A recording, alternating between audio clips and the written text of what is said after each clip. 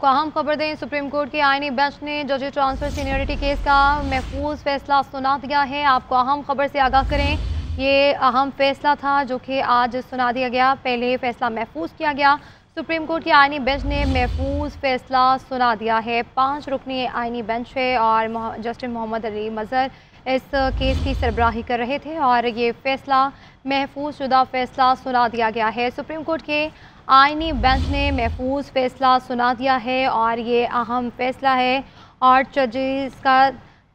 जजेस का तबादला गैर आईनी नहीं है, ये फैसला सुनाया गया है। ये अहम फैसला है, जजेस के तबादले को गैर आईनी नहीं कहा गया और ये सुप्रीम कोर्ट के जजेस की सीनियरिटी केसेस के हवाले से ये अहम फैसला सुना दिया गया है। पहले ये फैसले को महफूज किया गया था और जो जजेस के तबादले को गैर आईनी नहीं करार दिया गया है।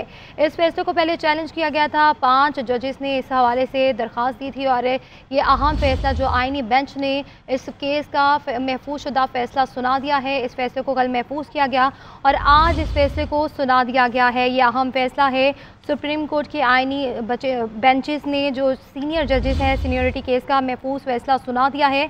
और अगर इस केस की बात करें तो इस केस की जो सरबराही है जस्टिस मोहम्मद अली मजहर कर रहे थे और बानी पीचाई के वकील भी थे, अदरीस अशरफ भी थे, उन्होंने भी दलाइल दिए और ये अहम फैसला सुना दिया गया है, महफूज फैसला सुना दिया गया है। जो जजेस के तबादले हैं उसको गैर आईनी नहीं कहा गया, ये अहम पॉइंट उठाया गया, ये अहम फैसला सुनाया गया है और अदालत ने इस फैसले को सुना दिया है। और इस फैसले के बाद क्या क्या चीज़ें मंजर आम पे आएंगी वो भी आपको बताते चलेंगे।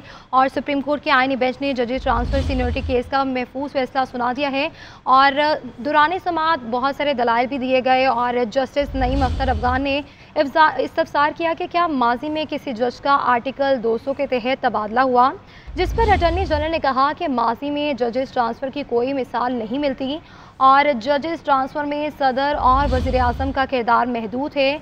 और बादशाह अदालत ने तमाम फरीकैन के दलाइल मुकम्मल होने पर महफूज फैसला भी सुना दिया है और जजेस ट्रांसफ़र सीनियरिटी केस का मुख्तसर फैसला भी सुना दिया गया है। और वाज़ेह रहे, जस्टिस सरफराज डोगर, जस्टिस मोहम्मद आसिफ और जस्टिस खादिम हुसैन सोमरू का इस्लामाबाद हाई कोर्ट ट्रांसफ़र हुआ था और 3 जजेस के ट्रांसफ़र के ख़िलाफ़ इस्लामाबाद हाई कोर्ट के 5 जजेस ने सुप्रीम कोर्ट में दरख्वास्त दायर की थी। ट्रांसफ़र और सीनियरिटी के ख़िलाफ़ जस्टिस मोहसिन अख्तर कियानी और जस्टिस बाबर सत्तार, जस्टिस तारिक जहांगीरी ने सुप्रीम कोर्ट से रुजू किया था। सुप्रीम कोर्ट से रुजू करने वाले 5 हाई कोर्ट जजेस में जस्टिस सरदार एजाज इसहाक और जस्टिस अमन रिफत इम्तियाज़ भी शामिल हैं। और याद रहे कि जजेस ट्रांसफ़र और सीनियरिटी के ख़िलाफ़ बानी पिचाई और कराची बार ने भी दरख्वास्तें दायर की थी। जजेस ट्रांसफ़र और सीनियरिटी के ख़िलाफ़ दरख्वास्तों पर 19 समातें हुई थी और इसी पर मज़ीद बात कर लेते हैं ब्यूरो चीफ इस्लामाबाद मियाँ शाहिद से। जी मियाँ शाहिद, बताएगा जजेस के तबादले को गैर आईनी नहीं कहा गया और इस फैसले को क्या देखते हैं, क्या असरात मुरतब होंगे?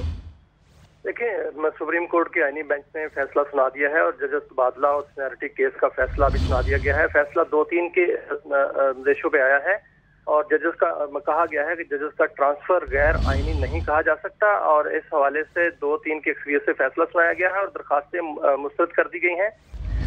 इसके जो असरात हैं वो तो मुस्बत ही होंगे क्योंकि जो ट्रांसफर की गई थी वो एक साबित हो चुका है कि आइन के मुताबिक की गई थी, क्योंकि आईनी बेंच ने इस केस का फैसला जो है वो सुनाया है और ये केस बाकायदा तौर पर सुना गया और इसमें तमाम फरीकैन जो हैं उनके दलाइल सुने गए और बाकायदा इसकी समातें हुई और आज फैसला सुनाया गया है। जस्टिस नईम अफगान और जस्टिस शकील अहमद ने अक्सरियती फैसले से इख्तलाफ किया है और जस्टिस मोहम्मद अली मजहर और जस्टिस शाहिद बिलाल और जस्टिस सलाहुद्दीन ने अक्सरियती फैसला सुनाया है और 3-2 के फैसले से ये अक्सरियत से जो है फैसला सुनाया गया है और इसमें अदालत ने जजेस ट्रांसफर को आईनी तौर पर दुरुस्त करार दे दिया है।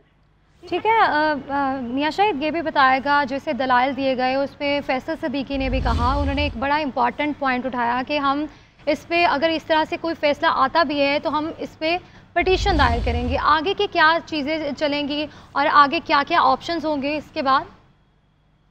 नज़रसानी के लिए तो एक फोरम होता है और इसलिए एक मौका भी दिया जाता है कि नज़रसानी की जा सके और नज़रसानी के लिए ज़रूर उनके पास एक मौका मौजूद है, बिल्कुल होनी चाहिए और वो नज़रसानी पटिशन दायर भी करेंगे। लेकिन आप देखें कि जो नज़रसानी होती है उसका स्कोप बहुत कम होता है और उसमें बहुत सी ऐसी दरखास्तें जो नजरसानी में गई वो उड़ा दी गई और मुमकिन है कि जो अदालत है अपनी अगर गलती पे होगी तो अपनी गलती दुरुस्त भी कर ले, अगर नहीं है तो वो पिटीशन जो है दोबारा मुस्तरद कर दी जाएगी और नजरसानी पर जो क्लाइंट का हक होता है कि वो नजरसानी में जाए। और वकला का यही कहना था कि अगर उनके खिलाफ फैसला आएगा तो वो नजरसानी में जाएंगे, बिल्कुल उनको जाना चाहिए और वो जाएंगे भी और कानूनी पॉइंट पहले भी उठाए गए, अब भी कानूनी पॉइंट जो है वो उठाए जाएंगे और इस हवाले से फैसला जो भी होता है अदालत जो है आइन और कानून को देखकर फैसला करती है और वकला के जो दलाइल हैं उनके मुताबिक आइन और कानून को परखा जाता है कि वकला जो है वो क्या अदालत को मुतमिन कर पाए या नहीं कर पाए। इसमें भी वकला ने दलाइल दिए, दोनों तरफ के वकला जो है उन्होंने दलाइल दिए। अब अदालत ने आज फैसला सुनाया है, 2-3 की रेशो से फैसला आया है और अक्सरियत ने जो जज ट्रांसफर को आईनी तौर पर दुरुस्त करार दे दिया है। अच्छा मियां, शायद जिस तरह से आपने बताया कि 2-3 से ये फैसला आया, जिन जजेस ने इख्तलाफ किया है और उनके इख्तलाफी पॉइंट्स क्या थे, किन किन पॉइंट्स को उठाया गया, वो भी हमारे जो देखने वाले नाजरीन हैं उनको भी बता दें आप।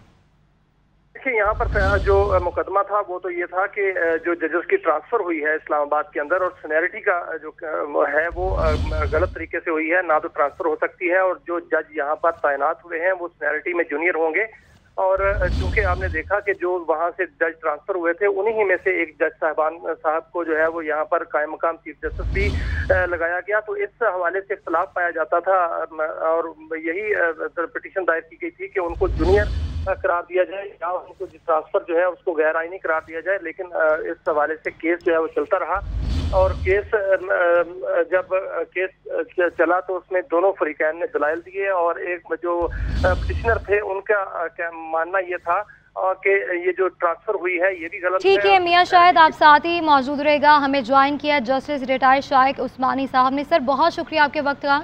सर कहिएगा, बड़ा फैसला आया है, सुप्रीम कोर्ट ने फैसले में कहा है कि जो जजेस का तबादला है वो गैर आईनी नहीं है। आप कैसे देखते हैं इस फैसले को और क्या आपका मौक़िफ़ है इस पर? देखिए, जहाँ तक कि जजेस का ट्रांसफ़र का मामला है उसकी तो प्रोविजन कॉन्स्टिट्यूशन में है कि जजेस एक कोर्ट से दूसरी कोर्ट में ट्रांसफ़र हो सकते हैं। सिर्फ जो यहाँ प्रॉब्लम था वो एसेंशियली ये था कि अगर कोई जज ट्रांसफ़र होता है किसी और कोर्ट में तो उसकी सीनियरिटी क्या होती है, क्या, क्योंकि ये उन्होंने उनका ये था कि ये थी उनकी कि चूँकि जजेस को एक ओथ लेना पड़ता है जब वो किसी कोर्ट को ज्वाइन करते हैं, तो उनका अपनी ये था क्योंकि एक नई कोर्ट में आए हैं तो उनको ओथ लेना पड़ेगा, तो ओथ उस दिन से लेंगे जिस दिन से उनका ट्रांसफर होगा। ये उनकी प्ली थी और जिसकी वजह से ये प्रॉब्लम उनको हुआ कि जूनियर जज जो है वो आके चीफ जस्टिस बन जाता है। तो इशू ये था, इशू ट्रांसफर का नहीं था, क्योंकि देखिए जहाँ से इस्लामाबाद के ताल्लुक, इस्लामाबाद कैपिटल टेरिटरी है और वहाँ ज़रूरी ये है कि जजेस जो हैं वो सारे प्रोविंसेस से होने चाहिए और सारे प्रोविंसेस से होने के लिए वो कैसे करेंगे, ट्रांसफर से ही हो सकता है और कोई तरीका नहीं है। तो फैसला तो अपनी जगह दुरुस्त है, लेकिन जो चीज़ अभी जो रह गई है उसका फैसला नहीं आया वो ये कि सीनियरिटी का भी इशू था, वो अभी उन्होंने फैसला नहीं किया क्योंकि सारी चीज़ उस पर डिपेंड करती है कि सीनियरिटी का क्या होगा। क्या उस डेट से सीनियरिटी होगी जिस दिन से वो आएंगे नई कोर्ट में, या सीनियरिटी उनकी वही होगी जो पुरानी होगी? अभी तक तो वो पुरानी सीनियरिटी बरकरार है, इसकी वजह से उनको एक चीफ जस्टिस बना दिया गया, ये इशू है। अच्छा सर, जिस तरह से वो सीनियरिटी की आप बात कर रहे हैं कि पुरानी सीनियरिटी रहेगी, नई सीनियरिटी रहेगी, लेकिन अगर नई सीनियरिटी को बरकरार रखा जाता है तो फिर क्या कानूनी पहलू आप इसको क्या देखते हैं और क्या चीज़ें जो वकला ने इस हवाले से दरख्वास्त दायर की थी उनका क्या मौक़िफ़ होगा? देखिए, बात यहाँ पे इसमें ये है कि नई वो जहाँ तक कि आइन का ताल्लुक है, आइन में ये कहीं नहीं लिखा कि जब एक जज किसी दूसरी कोर्ट में जाएगा तो उसकी सीनियरिटी क्या आ गई है, उस दिन उसको दोबारा ओथ लेना पड़ेगा, ये कहीं नहीं लिखा। एक दफ़ा ओथ लेता है जज जब जज बनता है, उसके बाद उसको दोबारा ओथ नहीं लिया जाता, चाहे ट्रांसफर भी हो जाए। ये इसकी प्रोविजन नहीं है। अगर कॉन्स्टिट्यूशन में ये होता फिर तो ठीक था, नहीं है। तो इस वजह से नेचुरली जो एक जज बन गया अब वो यकीनन नहीं चाहेगा कि वो जब दूसरे कोर्ट में जाए तो वो जूनियर मोस्ट जज बन जाए, तो यकीनन उसकी सीनियरिटी वही होगी क्योंकि कॉन्स्टिट्यूशन में इसकी प्रोविजन नहीं है। तो मेरी नज़र में तो इसमें कोई मुज़ायका नहीं है, सीनियरिटी उसकी वही होनी चाहिए और इस्लामाबाद कैपिटल टेरिटरी है, उस पर सारे प्रोविंसेस से जजेस होने चाहिए। अच्छा सर, ये भी कहेगा कि अदालत ने जो सीनियरिटी का मामला है वो सदर को वापस भिजवा दिया है, इस पॉइंट्स को आप कैसे देखते हैं और क्या कहेंगे आप? यही तो मैं कह रहा हूँ, सीनियरिटी का इशू मेन है ना, वही तो वापस उसको ही फैसला करना है ना उन्होंने, मेन चीज़ तो वो थी। ठीक है। सर ये भी कहेगा, ये इम्पॉर्टेंट फ़ैसला तो आ चुका है और कुछ जजेस ने इख्तलाफ भी किया है, 2 जजेस ने, ये 2-3 से फ़ैसला है, तो कुछ जजेस के इख्तलाफी पॉइंट्स भी आए हैं और आप उसको किस तरह से देखते हैं? वो मैंने जजमेंट तो पढ़ी नहीं, मैं तो टीवी मैंने देखा भी नहीं था, मुझे आपके किसी आदमी ने बताया अभी। तो वो तो जब जजमेंट देखेंगे तो पता चलेगा क्या उनकी रीजनिंग क्या है। ठीक है, बहुत शुक्रिया। जस्टिस रिटायर्ड शाइक उस्मानी साहब हमारे साथ मौजूद थे और अपने मौक़िफ़ का इज़हार कर रहे थे, और दूसरी जानिब ब्यूरो चीफ़ इस्लामाबाद मियां शाहिद भी हमारे साथ मौजूद थे और वो भी हमें तफ़सीलन आगाह कर रहे थे। आपका भी बहुत शुक्रिया।